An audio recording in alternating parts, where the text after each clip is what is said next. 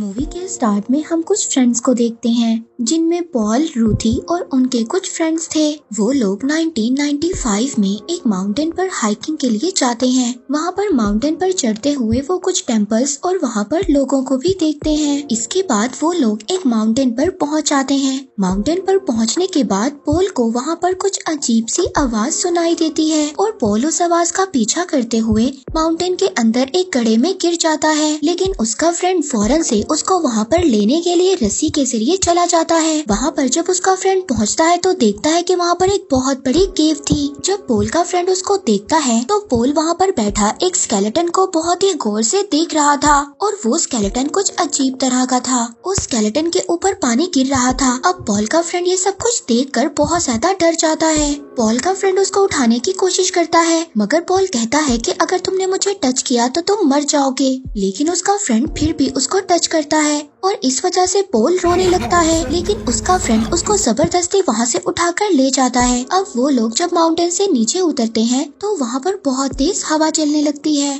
तो वो लोग पास के एक खाली घर में चले जाते हैं क्योंकि वहाँ पर बहुत तेज तूफान आने वाला था। उनकी एक फ्रेंड बाहर पानी लेने जाती है तो वहाँ पर रूथी को पॉल के हाथ में एक बैम्बू स्टिक मिलती है। पॉल अभी भी उसी कंडीशन में था। पॉल के फ्रेंड ये समझ रहे थे कि वो किसी शॉक में है और सुबह तक ठीक हो जाएगा। अब रात को रूथी वही बैम्बू स्टिक बजाती है, तभी उसको वहाँ से आवाज आती है। वो ऐसा समझती है कि कोई दरवाजा खोल रहा है। फिर वो अपने फ्रेंड्स को चेक करती है, लेकिन वो सभी सो रहे थे। फिर अगली सुबह रूथी और पॉल के फ्रेंड कुछ हेल्प लेने के लिए बाहर जाते हैं क्योंकि वहाँ पर बहुत तेज तूफान आया हुआ था। तभी रूथी को वहाँ पर बाहर खड़ा हुआ कोई नजर आता है और रूथी वहाँ पर फौरन से उस आदमी के पास चली जाती है, मगर वो कोई स्पिरिट थी जिसको देखकर रूथी वहाँ से भाग जाती है। रूथी जल्दी से घर के अंदर आकर दरवाजे को लॉक कर लेती है तो दरवाजा वहाँ पर जोर जोर से बजने लगता है, लेकिन रूथी के तभी दोनों फ्रेंड्स वापस आ जाते हैं और पूछने पर बताते हैं कि हमें बाहर तुम्हारे अलावा कोई भी नजर नहीं आया।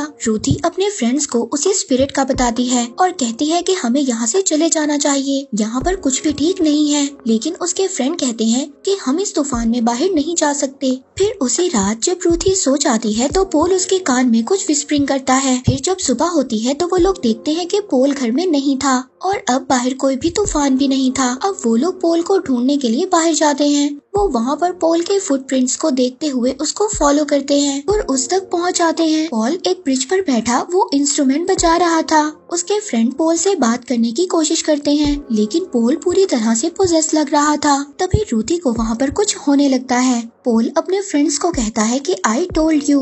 तभी रूथी अचानक से अपने एक फ्रेंड पर अटैक कर देती है और उसको नाइफ से स्टैब करते हुए खाई में फेंक देती है। फिर वो अपनी दूसरी फ्रेंड का भी गला काटकर उसको भी खाई में फेंक देती है और फिर खुद भी उसी खाई में कूद जाती है। और वो कूदते हुए पॉल को अजीब नजरों से देख रही थी, जैसे उसको इस बात पर यकीन नहीं था कि वो क्या कर रही है और ऐसा लग रहा था कि ये सब पॉल ने उससे करवाया है। इसके बाद हमें 23 साल बाद का टाइम दिखाया जाता है, जहाँ पर हम जेम्स को देखते हैं जो एक सिक्योरिटी स्टोर चलाता था। उसके बीवी और बेटे की रिसेंटली कार एक्सीडेंट में डेथ हो गई थी, जिसकी वजह से वो खुद को बहुत ज्यादा ब्लेम करता था। एक दिन वो रेस्टोरेंट में अपना एक पुराना बर्थडे वाउचर देता है, जिसके बाद वहाँ के वेटर उसको बर्थडे विश करते हैं, लेकिन उसका आज बर्थडे नहीं था। इसके बाद जब जेम्स घर आता है तो उसके पास उसकी फ्रेंड की बेटी आती है जिसका नाम अमेंडा था। वो जेम्स को अपने फादर की तरह समझती थी क्योंकि उसके फादर की डेथ हो चुकी थी और आज के दिन जेम्स की फैमिली की डेथ एनिवर्सरी थी और अमेंडा उसका हाल पूछने आई थी।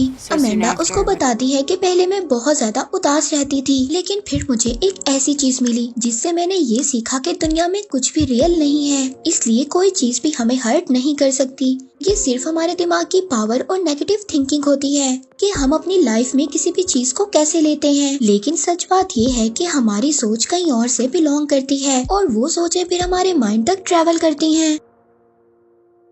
जेम्स को अमेंडा की बातें बिल्कुल भी समझ नहीं आती। इसके बाद अमेंडा अपनी मॉम की कॉल आने पर अपने घर चली जाती है। जेम्स को अपने लाइफ में इस बात का गिल्ट था कि उसने अपनी फैमिली को क्यों नहीं बचाया और इस बात के लिए वो पिल्स भी लेता था। अगले दिन अमेंडा अपने घर से गायब होती है और उसके मदर को मिरर पर लिखा हुआ एक मैसेज भी मिलता है कि एम्प्टी मैन ने मुझसे ये करवाया। इस बात से अमेंडा की मदर बहुत ज्यादा परेशान होती है और वो कॉल करके जेम्स को बुलाती है और इस बात की इन्वेस्टिगेशन पुलिस भी आकर करती करती है। अमेंडा की मॉम उनको बताती है कि एक दिन स्कूल में अमेंडा को एक पैनिक अटैक आया था, लेकिन पुलिस ये समझ रही थी कि अमेंडा अपनी मर्जी से घर छोड़कर गई है। इसके बाद जेम्स को अमेंडा की डायरी से पॉन्टिफिक्स इंस्टीट्यूट का एक पेज मिलता है जिसके पीछे तुल्पा लिखा था। इसके बाद जेम्स स्कूल जाकर अमेंडा की फ्रेंड से मिलता है और वो अमेंडा के पैनिक अटैक के बारे में उसकी फ्रेंड से पूछता है और वो उसकी फ्रेंड से इन्वेस्टिगेशन के दौरान सब बातों को रिकॉर्ड भी करता है। फिर अमेंडा की फ्रेंड को वहाँ पर एक काला साया दिखाई देता है। वो बहुत ज्यादा घबरा जाती है। इसके बाद वो जेम्स को बताती है कि कुछ दिन पहले हम सब फ्रेंड्स एक ब्रिज पर गए थे जहाँ पर अमेंडा ने हम सब फ्रेंड्स को एक लोकल लेजेंड एम्प्टी मैन के बारे में बताया था और बताया था कि अगर शाम को तुम्हें ब्रिज पर कोई खाली बोतल मिले तो एम्प्टी मैन के बारे में सोचकर उस बोतल को ब्लो करने से वहाँ पर एम्प्टी मैन रियल में आ जाता है। पहले दिन आपको एम्प्टी मैन की सिर्फ आवाज सुनाई देगी, अगले दिन एम्प्टी मैन नजर आएगा और तीसरे दिन वो खुद आपको ढूंढ लेगा। और फिर अमेंडा ने हम सबको वहाँ पर इनकरेज किया कि हम वहाँ पर एम्प्टी मैन को बुलाएं और हमने अमेंडा की बात मानते हुए सेम ऐसा ही किया। इसके बाद हमें वहाँ पर कुछ डरावनी आवाजें आई और फिर इसके बाद हम लोग वहाँ से भाग आए। और फिर अगले दिन जब मैंने अमेंडा को देखा तो वो अपने फ्रेंड के कान में कुछ कह रही थी। यहाँ पर हमें ये बात रियलाइज होती है कि पोल के ग्रुप के साथ भी कुछ ऐसा ही हुआ था। वहाँ पर अमेंडा की फ्रेंड को अपने फ्रेंड्स का कुछ अजीब सा विजन आता है। इसके बाद वो जेम्स को बाकी फ्रेंड का एड्रेस देकर वहाँ से चली जाती है। जेम्स अब एक एक करके अमेंडा के सभी फ्रेंड्स के घर जाता है, लेकिन उसके फ्रेंड्स में से कोई भी उसको नहीं मिलता। तभी वो एक फ्रेंड के घर जाता है। उसके टेबल पर भी पॉन्टिफिक्स इंस्टीट्यूट का पेज पड़ा था और उसके फ्रेंड का पेट डॉग भी मरा हुआ था। इसके बाद अब जेम्स उसी ब्रिज पर जाता है और वहाँ पर एक बड़ी खाली बोतल को ब्लो करता है।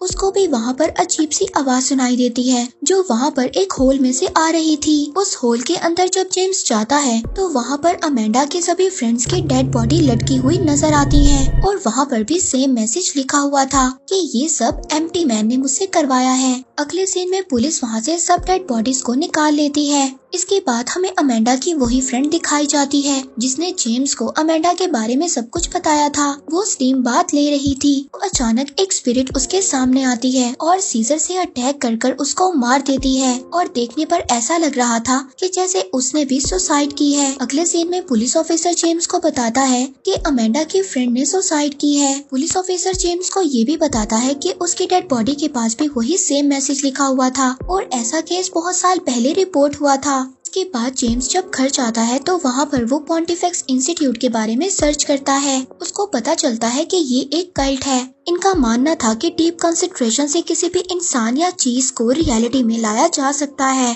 फिर अमेंडा की मदर उसके घर आती है जो अमेंडा की वजह से बहुत ज्यादा परेशान थी। रात को एक अजीब से ख्वाब से जेम्स की आंख खुल जाती है और वो बहुत ज्यादा डर जाता है। फिर उसे ये फील होता है कि रूम के बाहर कोई है। जब वो बाहर जाकर चेक करता है तो मेन डोर खुला हुआ था लेकिन वहाँ पर कोई भी नहीं था। अगले दिन जेम्स पॉन्टिफिक्स इंस्टीट्यूट जाता है जहाँ पर उसको एक अजीब किस्म का टेस्ट सॉल्व करने के लिए दिया जाता है जो वो वहाँ पर अपने सभी न्यू मेंबर्स को दिया करते थे, लेकिन जेम्स उस टेस्ट को सॉल्व नहीं करता। इसके बाद वहाँ पर पॉन्टिफिक्स इंस्टीट्यूट का लीडर सब लोगों के सामने एक स्पीच देता है। वो कुछ ऐसी बातें कर रहा था जो सेम अमेंडा ने जेम्स से की थी। वो वहाँ पर बताता है कि ये मैसेज एम्प्टी मैन की तरफ से है। दरअसल ये लीडर एम्प्टी मैन का फॉलोअर था। स्पीच के बाद जेम्स उस लीडर से एम्प्टी मैन के बारे में पूछता है। लीडर जेम्स को बताता है कि एम्प्टी मैन एक पावर है। वो अपने फॉलोअर्स की विश को तब तक पूरा करता है जब तक उसके फॉलोअर्स उस पर यकीन करते हैं। उसके बाद जेम्स वहाँ पर एक लड़के से अमेंडा के बारे में भी पूछता है मगर वो कहता है कि मुझे कुछ भी नहीं पता। इसके बाद जेम्स उसको वहाँ पर खुद ही से ढूंढने लगता है। वो देखता है कि एक जगह पर कुछ लोग एक ब्लैक पेपर को देख रहे थे और साथ ही कोई रिकॉर्डिंग सुन रहे थे। नीचे भी बेसमेंट में एक सीक्रेट जगह पर वहाँ पर कुछ लोग एम्प्टी मैन को बुला रहे होते हैं। तभी जेम्स को वहाँ से बाहर निकाल दिया जाता है। जेम्स को बाहर वही लड़का मिलता है जो कि अमेंडा के बारे में उसको बताता है कि पॉन्टिफिक्स इंस्टीट्यूट के कैंपस में अमेंडा को ट्रेनिंग के लिए भेज दिया गया है और वो कैंप एक फॉरेस्ट में है और वो ये भी बताता है कि ये लोग बहुत ज्यादा खतरनाक हैं। इसके बाद जेम्स वहाँ पर फॉरेस्ट में चला जाता है। वहाँ पर उसको एक कैबिन नजर आता है और वो ऐसा लग रहा था कि जैसे कोई ऑफिस हो। वहाँ पर जेम्स को कुछ फाइल मिलती हैं जिन फाइल्स में अमेंडा और उसकी भी फाइल थी। लेकिन जेम्स की फाइल बिल्कुल खाली थी। साथ ही एक और कैबिन भी था, वहाँ पर कुछ वीडियो कैसेट्स और प्लेयर था। जेम उस वीडियो को देखता है जहाँ पर कल्ट के लोग एक आदमी के साथ कुछ एक्सपेरिमेंट कर रहे थे। उस वीडियो में बनाई हुई पिक्चर जेम को उसी कैबिन के वॉल पर नजर आती है। अचानक वो देखता है कि वहाँ पर पड़ा हुआ स्टफ टॉय गायब हो गया था। वो बाहर देखने जाता है, अब रात हो गई थी। वो देखता है कि वहाँ पर कुछ लोग आग के इर्द गिर्द घूमकर कोई विजुअल परफॉर्म कर रहे हैं। जेम्स ये सब देख रहा था, मगर तभी अचानक वहाँ पर आग बुझ जाती है और वो सब लोग जेम्स को देख लेते हैं। आहिस्ता आहिस्ता जेम्स की तरफ बढ़ने लगते हैं, मगर जेम्स वहाँ से डरकर भाग जाता है। वो लोग भी जेम्स के पीछे भागते हैं, मगर जेम्स वहाँ से बचकर निकल जाता है और सीधा पुलिस ऑफिसर के पास जाता है। वो ऑफिसर को वो फाइल्स भी देता है। इसके बाद जेम्स अपने स्टोर से कुछ गन और कुछ चीजें लेकर अमेंडा की मदर के पास जाता है और उनको बताता है कि अमेंडा ने एक कल्ट ज्वाइन कर लिया है जो कि एम्प्टी मैन को एक पावरफुल चीज मानता है। तभी वहाँ पर फोन रिंग होता है और जब जेम्स फोन उठाता है तो फोन के अंदर कोई विस्परिंग करता है। वो अमेंडा की मदर को बताता है कि दूसरे बच्चों को कल्ट के लोगों ने मारा है और तुम्हारी जान को भी खतरा है। फिर जेम्स अमेंडा की मदर को लेकर एक होटल में छोड़ने के लिए जाता है। यहाँ पर हमें ये बात पता चलती है कि जेम्स और अमेंडा की मदर का अफेयर था और जब जेम्स की फैमिली का एक्सीडेंट हुआ था तब भी वो अमेंडा की मदर के साथ था। रात को सोते हुए जेम्स की अचानक से डरावने ख्वाब से आँख खुल जाती है और तभी उसको वहाँ पर वही डरावना साया नजर आता है। अगर जेम्स जब उस साय को मारने के लिए जाता है तो वो गायब हो जाता है। तभी डोर बेल होती है और बाहर वही स्टफ टॉय पड़ा हुआ था जो जेम्स ने उस कैबिन में देखा था। फिर अगली सुबह जेम्स पॉन्टिफिक्स इंस्टीट्यूट दोबारा जाता है और वहाँ पर उसी लड़के का पीछा करता है। वो अपने कुछ साथियों के साथ एक हॉस्पिटल में जा रहा था और जेम्स भी उनके पीछे चला जाता है। वो लोग हॉस्पिटल पहुंचकर एक रूम में जाते हैं जहाँ पर एक आदमी कोमा स्टेट में था और सब लोग उसके सामने झुक रहे थे। वापसी पर जेम्स उस लड़के को पकड़ लेता है, जिस पर वो लड़का जेम्स को बताता है। वो कहता है कि उन लोगों ने ही मुझे वहाँ का एड्रेस देने के लिए तुम्हें कहा था। जेम्स उस आदमी के बारे में उस लड़के से पूछता है। वो लड़का उसको बताता है कि एम्प्टी मैन उस आदमी के थ्रू हमसे बात करता है। जेम्स उस लड़के को बहुत मारता है, लेकिन उसकी बातों से जेम्स को कुछ भी समझ नहीं आ रहा था। इसके बाद जेम्स दोबारा से पॉन्टिफिक्स इंस्टीट्यूट जाता है और चुपके से वहाँ पर लाइब्रेरी में चला जाता है और वहाँ पर एक मैनिफेस्टेशन 14 नाम की एक फाइल देखता है और उस फाइल में उसी हॉस्पिटल वाले आदमी की पिक्चर्स थी। वहाँ पर जेम्स अपनी फाइल भी देखता है। उस फाइल में उसकी सारी पर्सनल इंफॉर्मेशन थी, उसकी अपनी और फैमिली पिक्चर्स भी होती हैं। ये देखकर जेम्स बहुत ज्यादा शॉक्ड हो जाता है। वो दोबारा हॉस्पिटल जाता है और उस पेशेंट के बारे में वहाँ पर नर्स से पूछता है। नर्स उसको बताती है कि 23 साल पहले इस आदमी को हॉस्पिटल में एडमिट करवाया गया था और वो तब से कोमा में है और यहाँ पर इस आदमी से कुछ लोग मिलने आते रहते हैं। वो नर्स अजीब से विस्परिंग स्टाइल में बात कर रही थी जो थोड़ा अजीब था। यहाँ पर हमें ये बात पता चलती है कि ये आदमी पॉल है। इसके बाद जेम्स देखता है कि उस आदमी के पास अमेंडा बैठी थी। जेम्स उस आदमी के बारे में अमेंडा से पूछता है। अमेंडा उसको कहती है कि ये आदमी एक कैरियर है। ये आदमी एम्प्टी मैन के मैसेजेस हम तक पहुँचाता है और एम्प्टी मैन ने इस आदमी को पोजेस किया हुआ है। मगर तभी जेम्स अमेंडा की मदर को कॉल कर देता है और बताता है कि अमेंडा मिल चुकी है। मगर अमेंडा जेम्स को नहीं पहचान रही थी। अमेंडा उसको बताती है कि ये आदमी बहुत ज्यादा कमजोर हो चुका है और अब हमें इस आदमी के रिप्लेसमेंट की जरूरत है। तो हम लोगों ने एक एक्सपेरिमेंट कर एक नया आदमी ढूंढ लिया है, क्योंकि इस बार हम इतना इंतजार नहीं कर सकते। तभी अचानक से जेम्स को कुछ होने लगता है। अमेंडा उसको कहती है कि एम्प्टी मैन आ चुका है, तुम उसको फील करो और बताती है कि अगला आदमी तुम ही हो जो हम तक एम्प्टी मैन के मैसेजेस को पहुंचाएगा और तुम्हारी लाइफ का स्क्रिप्ट हमने लिखा है। अपनी मोम और तुम्हारे अफेयर का भी मुझे पता था, क्योंकि ऐसा मैंने ही स्क्रिप्ट में लिखा था। जेम्स वहाँ पर तड़पने लगता है। अमेंडा उसको कहती है कि तुम हमारे तुल्पा हो, हमारे एम्प्टी मैन हो। Thoughts plus times plus consideration, इसी फॉर्मूला से हमने तुम्हें बनाया है। और इन्हीं सब चीजों के बारे में जेम्स ने नेट पर भी देखा था, क्योंकि सिग्नल्स के लिए दर्द, फियर और गिल्ट की जरूरत होती है, जो हम लोगों ने तुम्हारी लाइफ में डाला। उसके बाद जेम्स अपनी आंखें बंद कर लेता है और उसको अजीब सी आवाजें आने लगती हैं। वो अजीब सी जगहों पर जा रहा था और वो फिर उसी स्केलेटन के सामने पहुंच जाता है, जहां पर से एक अजीब सी स्पिरिट निकलकर उसके पीछे आती है और वो भागने लगता है। लेकिन फिर भी वो स्पिरिट उसके पीछे भागकर उसको पोजेस कर लेती है और फिर वो वहाँ से निकलकर बाहर भागने लगता है। यहाँ पर हमें पुराने सीन्स भी दिखाए जाते हैं। जेम्स अब अपने घर जाता है जो कि खाली था। जेम्स अब ये मानने मानने लगा था कि वो कोई रियल ह्यूमन नहीं है बल्कि एक तुलपा है,